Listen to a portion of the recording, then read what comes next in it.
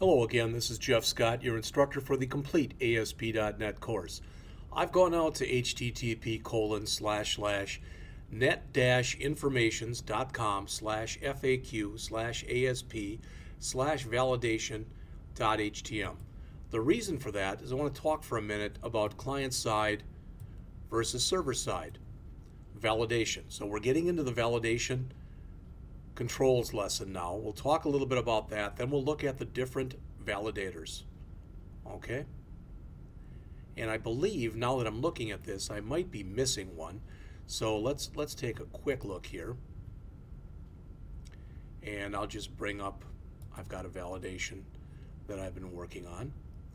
And we've got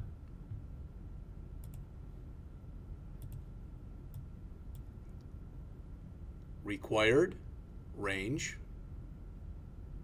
and I'm missing for some reason the regular expression validator.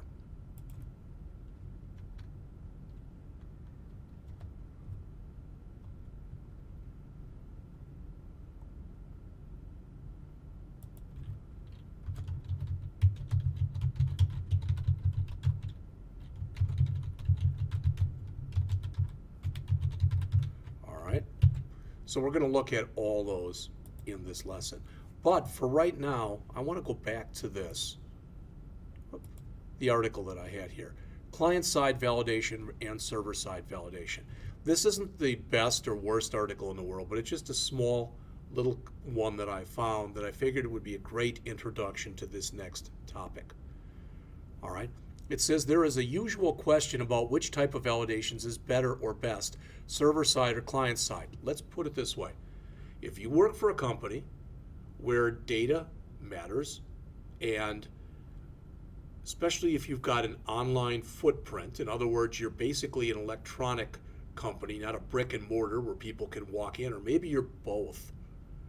But anytime you allow people to do any kind of transactions online, you want to ideally validate both on the client side and on the server side.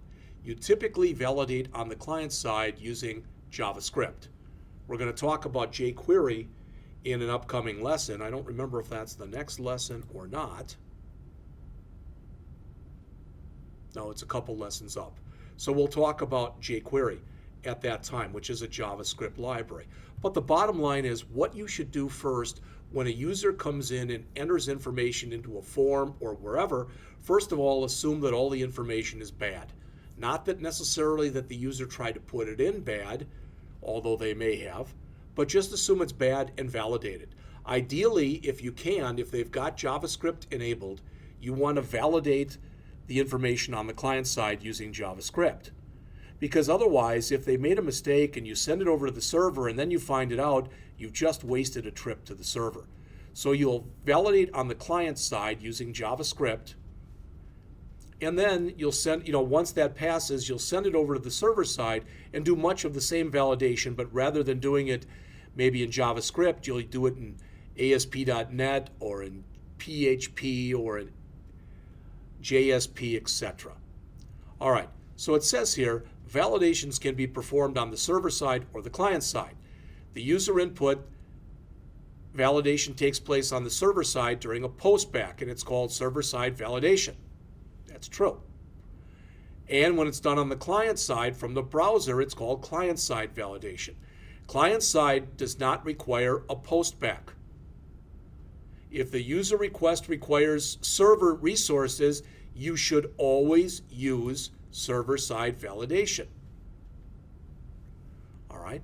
So again, with server-side validation, using something like ASP.NET, as it says, the input submitted by the user is being sent to the server and validated using one of the server-side scripting language. In this class, it's ASP.NET. There are others. After the validation process is on the server side, it's sent back to the client via a new dynamically generated web page. It's better to validate user input on the server side because you can protect against malicious users. People can go in and turn off JavaScript on the client side, and sometimes otherwise they can fool JavaScript. to make it look like everything passed. So you always want to validate, if you can, twice. First on the client side, using something like JavaScript or jQuery, which is a JavaScript library, and then you'll run many of the same tests again on the server side. Why? Because you can't be too careful. In client-side validation, you can provide a better user experience because you don't want to send it off to the server if there are mistakes. So client-side validation does not require a round trip to the server, so network traffic should perform better. And basically, I'm not going to say VB script is dead, but in many ways it is. With many of the new HTML5 attributes, it'll perform the JavaScript for you, okay? But JavaScript is still used, and more jQuery is being used. All right, it says, for example, if the user enters an invalid email format, you can show them that before you move on to the next field so they can correct it. And of course, you would not want to send that out to the server if they had done that. All right, so mostly, as it says, the client-side validation depends on JavaScript. But again, users can turn JavaScript off or bypass it. So client-side does not protect the application completely from malicious attacks. That's the reason that you should validate both on the client side and on the server side. Now in the next lesson, we're going to go in and we're going to build a simple form with about 4 or 5 fields in it. It'll have a name field, it'll have an age field, it'll have, what else? A social security number field, it'll have a password and a repeat password field. So not a real complete type of form. In fact, we'll put it in a table, but enough where we'll be able to use several of the validators.